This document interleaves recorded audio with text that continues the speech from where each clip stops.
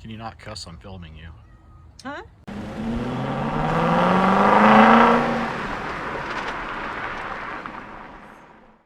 Welcome back, everybody. Been well, a little bit since I worked on it. All these little things still. Well, not all of them, actually. I'm down to two. This morning, I was able to get an exhaust very, very crudely and temporarily installed on the truck. I had to go to the store and just get some pre-bends and pieces, adapters, and use the mufflers that I had for my test stand.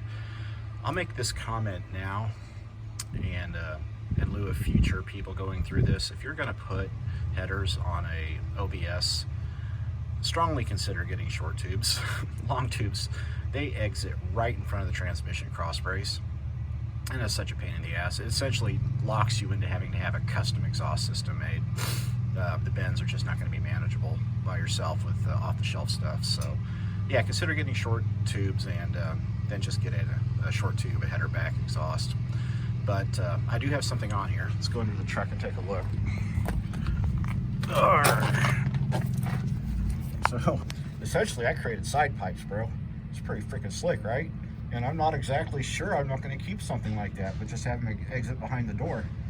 It's kind of neat looking.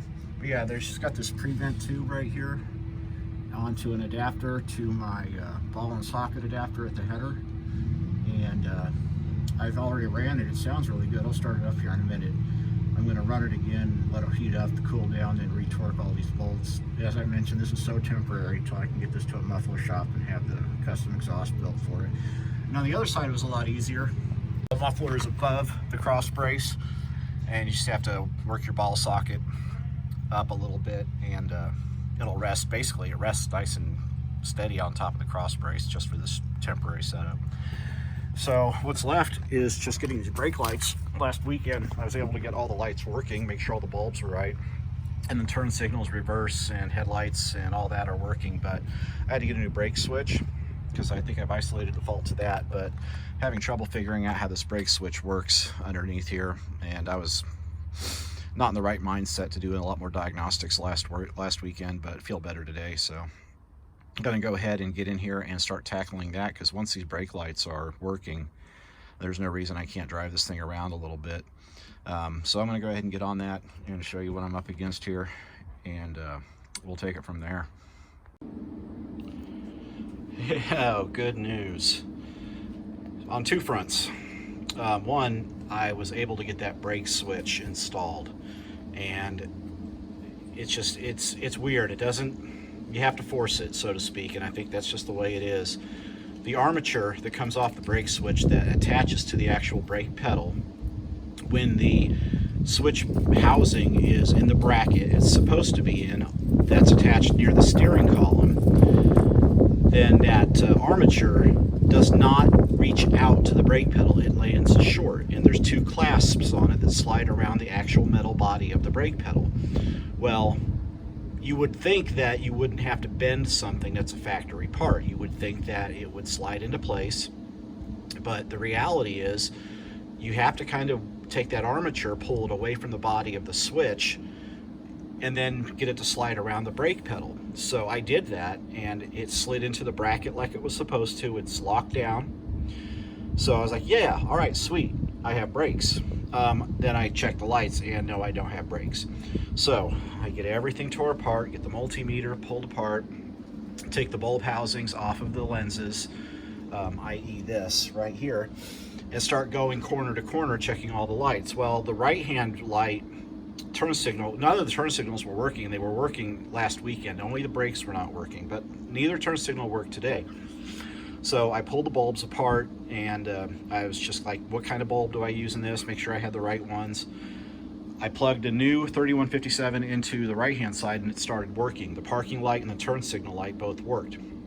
I think actually what happened there is I had them switched. I had the polarity backwards. I put the bulb in backwards. But the left-hand side would not work, and I still didn't have brakes. So I was like, I'm more concerned about the brakes than the turn signals. So I go back to the switch, and the switch has a lever that is inside the housing that I guess is an adjustment. And in the process of installing the brake switch, that lever was pulled out of position. So I took it and I just moved it all the way back up to the end of its travel, and that allowed the actual armature to catch that lever and pull it and then push it back when you let off the brakes, and lo and behold, my brake lights started working on the right hand side. So issue solved, except the left hand brakes didn't work. Same bulbs, tried the polarity, tested there. I had the flashers working. You can see the volts bounce between 2 and 8 because the flasher's interrupting it. But right hand brake works, left hand brake does not work. Tried a different bulb, same situation. So I'm like, what is left here? I've checked with my multimeter at the actual pins in the housing that under, where the bulb plugs in. I checked the housing, I checked the pins, and I had power there, so I knew I was good there, and I knew I had a good bulb. So what the heck is it? Well, let's just try bending the pins a little bit. So I got in there with the probes for my multimeter. Sorry, got in behind the actual contacts and just ever so gently pulled them apart. Plugged the light bulb back in, everything worked. Brake lights, turn light, parking light, everything's working. So compound issues with this truck, but they're all solved. I have lights at every corner, every indicator, brakes, everything's good to go. So I'm gonna get this housing put back together and double check the lights after I have it all bolted back up, but I'm calling this solved.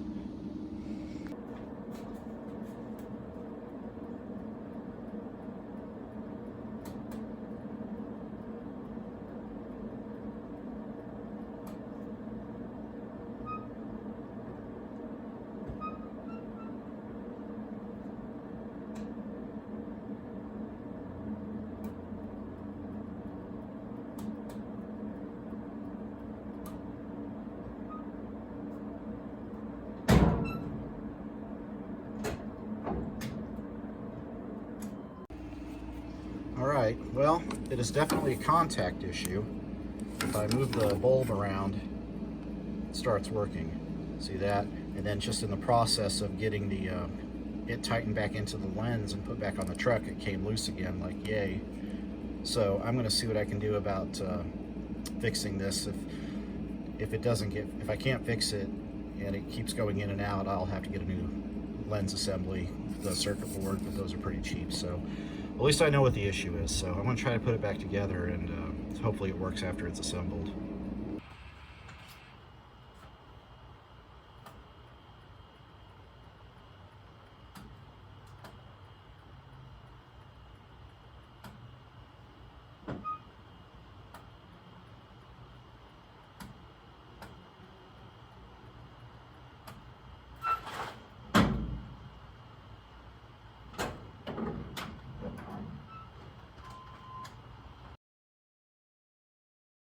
It is damn nice out here. Shit. I know. Can you not cuss? I'm filming you. Huh? Don't cuss, I'm filming you. That's my mom. That's whose driveway and garage I've been taking up for the last 4 months. She's short and German, so it's alright. I can still beat my children. Yeah, that's true. At everything. Except maybe running. I don't know. You haven't seen me try to run.